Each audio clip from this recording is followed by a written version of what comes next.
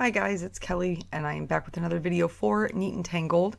Today we are going to be talking about a watercolor technique, and so I'm using the Awesome set and then also the Calathea, which is all the leaves. It's great for fall coming up, even though it pains me to say fall is coming up. I'm working on Canson watercolor paper and I'm going to go ahead and tape that down.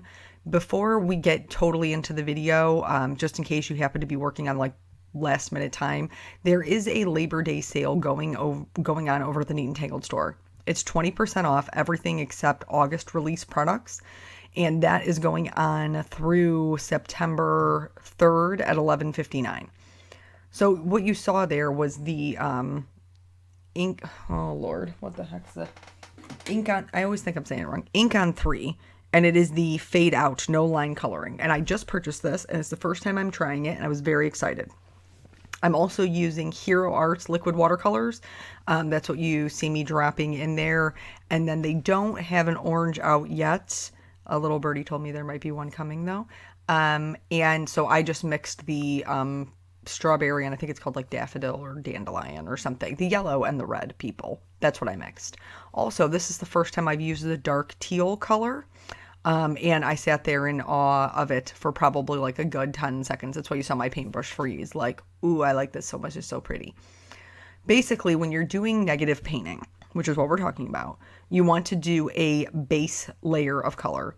I totally got like crazy out of control with my base layer of color because I just love colors. If I had to do this all over again. Now, remember, I never do anything. I never do them twice. So I'm learning with you guys. If I had to do it all over again, I would stick to a more simple color palette, and I would definitely do less colors on my first layer of color. You also, watercolors always dry lighter than what they look when they're wet, so you want to make sure that you make the background dark enough that when it lightens up, there's still some color there. I'm going to sop up all of the extra water with just a paper towel, and then I'm going to go ahead and dry this. Now, I have seen negative painting before. If you ever took Dawn Woolslagel's class in online card classes, the watercolor, she talks about negative painting in there. And I recently watched a super cool video, and I will link it below, about negative painting, and it was super helpful. Her painting came out totally beautiful, completely different than mine. But so you can see, I started stamping with the fade out first. You guys saw me do that. Where I stamped them, you can see the outline of them here in the background. There's one in the bottom left and one in the top right. I wish I had done more of that. I wish I would have done the first layer of stamping while the paper was white. I didn't realize I was still going to be able to see it after I put the first layer of color over it. So I wish I had done that, because the benefit of the fade out ink is that it takes on the color of whatever you're using. And it is acid free, archival, waterproof, fast drying, all of those, all of those things that we love about inks. I would definitely like to try this with Copics and then with colored pencils, but I decided to try it with watercolor here first. So when you're doing negative painting, you stamp down your items, and then you, instead of painting the item, you paint around it. That's why that's where it gets its name. And you can build up like a crazy cool design, because each time, so you can see how much I'm watering down. I think this is the moss color. Like I'm watering it down on the side so that it's super light, because we're just going to keep doing this. I didn't completely cover my background with leaves. I just did, like 3 or 4, and then I paint around them, and then also fill in that rest of that negative area. So I'm building up that pigment and laying down different colors. They're all working, differently together. I will tell you that a lot of them I was just eyeballing because I couldn't really see the ink. In the video that I watched, she just hand painted her leaves. Like she sketched them in and painted them. I obviously wanted to use stamps to be able to do that. And so for a lot of them, I couldn't really tell where it began and where it ended.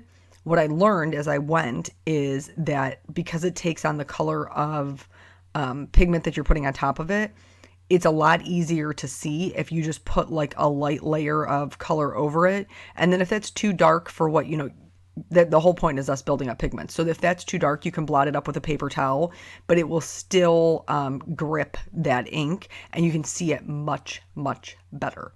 So I would stamp it first, do a light layer of ink over it, and then blot that up so you can see where the actual stamp is stamped.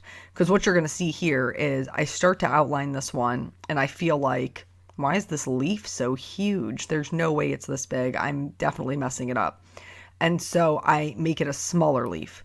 But it actually was that big, guys. Yeah, and you'll be able to see the lines later. That'll be super fun when we get to that part. But anyway, just working through this, I did speed up after this first layer here that you see me putting down. I did speed up the video because this whole thing probably took me about, I don't know, I want to say maybe an hour, hour and a half. I wasn't like watching the clock completely, but it was a little bit time consuming as watercolor tends to be. But I think that the end result is cool. It's very different from my normal style. And this is one of those cards that photographed better than it looks in real life. Sometimes that happens, like when you're doing photography and sometimes you have a beautiful card that you go to photograph it and it looks awful and there's just no way to make the lighting right or this or that or what have you. And there's other times where maybe you don't totally love the card in real life, but then you take a picture of it and you're like, wow, that photograph's so good. This was one of those things where I was like, it's a little bit dull. And that's just not, there's nothing wrong with that. Let me emphasize that. There's nothing wrong with that. That's just my own personal preference for bright colors, which is why I struggle sometimes with watercolor because they are more muted. But anyway, so just going through, and because I couldn't really see, I decided to start doing them one at a time. So I would stamp the leaf so I would have an idea of exactly where I put it and then put the pigment down. Again, could have saved myself this whole heartache because as you'll be able to see here soon, as they grip that pigment, then you can really see the line. Like look at that one on the right. That's kind of like overlapping the tape, you can totally see it. And the same thing with this one on the left. And that's when I realized that you would still be able to see the ink. I wanted some of them to be tucked behind other ones. I was super lazy and just wiped it off with my finger. That seemed to work okay for me.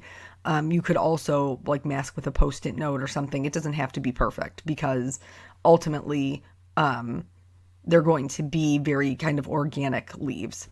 So each time you're building up the layers, you're building up darker color so that the ones you did first are going to stand out and they're going to be in the forefront. And the ones you do later will be more in the background. This dark teal color is like life. I mean, it's so pretty. It's so pretty. I just love it. So let me tell you about my evening. So I came home from work. I walk into the back door. My little puppy is there to greet me. I call her little puppy. She's like a 70-pound boxer lab mastiff mix. She's not a little puppy, but she's my little puppy. And I turn around to shut the door behind me, and there is no joke, a frog in my house. There's a frog in my house just chilling on my door frame. It's a tree frog. And I'm like, what am I going to do with this frog?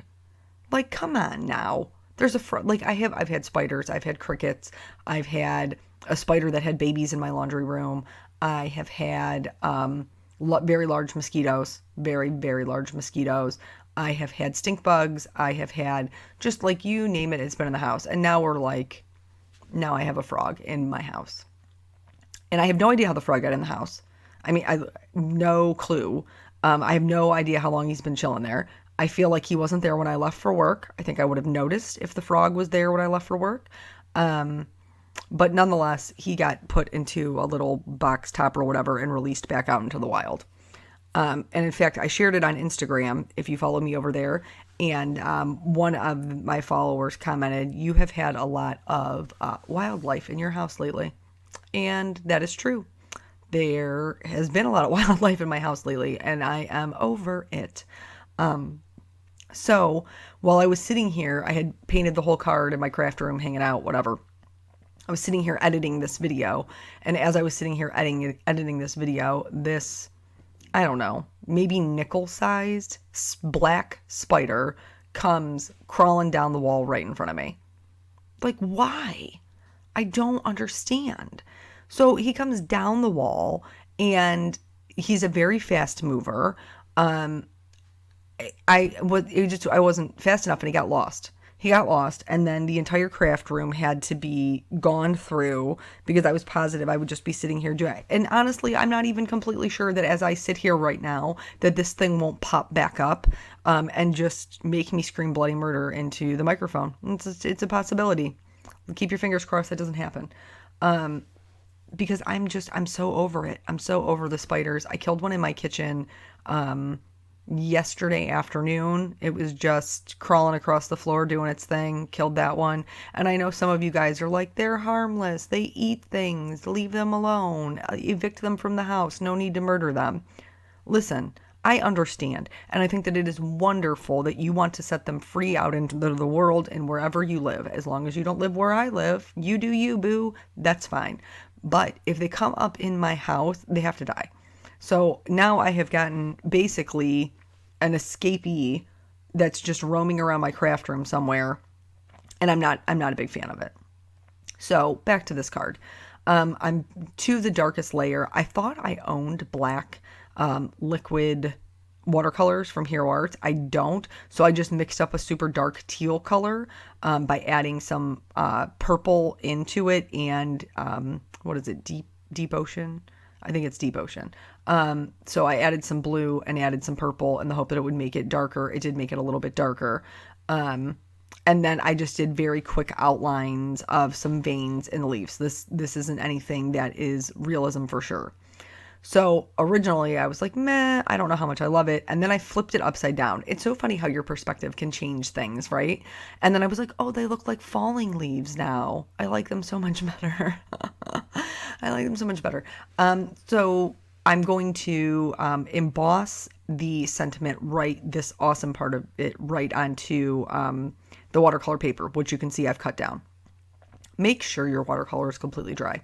And I know what you're thinking. You're like, Kelly, why would you stamp on wet paper? My paper was not wet.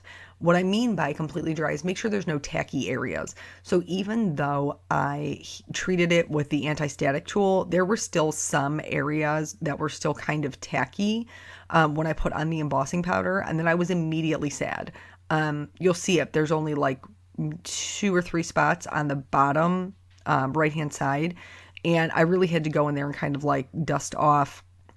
The one section was, I kind of had to like really go back and forth. And then a trick I learned from Laura Bassin, which is amazing. Definitely do this. I used my Tim Holtz, like the pick tool, the needle tool, to go in there and clean up the areas that were really close together, like the really teeny tiny areas that you would have a hard time getting a paintbrush in. This works delightful for it. So I just go in there and kind of move them either back to their home or scrape them off. And then I went ahead and heat set that. I'm also going to do the heat embossing for the other part of the sentiment. I'm just going to do it on some Black Simon Says Stamp cardstock. And so this says, "You are so awesome." I'm feeling encouragement cards lately, guys. I don't know if it's just a spot I'm in my life where I just feel like I just want to tell everybody, like, you're enough and you can do it, and don't second guess yourself, and be brave and make good decisions, and you're going to be fine. It's going to be good. You can only grow from it, whatever it is, whatever the thing is. So anyway, back to this. So I went ahead and heat set that. This one I didn't have any issues with because nothing was damp or sticky or any of the things that I talked about before. Did use that little needle tool trick again. That Laura, she's so smart. She's such a smart cookie. And then, heat set that. I always have my heat gun heating up beforehand, just so that the paper doesn't warp. I busted out my white fun foam that I haven't used in ages, and cut that down to be slightly smaller than my card panel because I knew I was just going to keep it super simple and just pop it up over some white cardstock. So I wanted it to be actually popped up. I thought that would add a little bit of interest to it. This is something that I think would be I don't know, the whole technique, it was really fun to try. I learned a lot of things that if I did it again, which I'm sure I probably will, that I would do, like I said, would do differently. I popped up the You Are So on some foam tape, and then I added some clear sequins from the clear sequin mix from Neat and Tangled. And then that's pretty much the card. That's all I did to it. Oh, I always add my glossy accents. That's fact, because I just feel like it makes them stay on there better. And then that's it. So thank you guys so much for joining me. Don't forget about that sale. You only have until 11:59 on Monday evening after Labor Day to get those. It's everything in the store except the August release. So that will be linked below. Thank you guys so much for joining me, and I will catch you on the next video. Bye.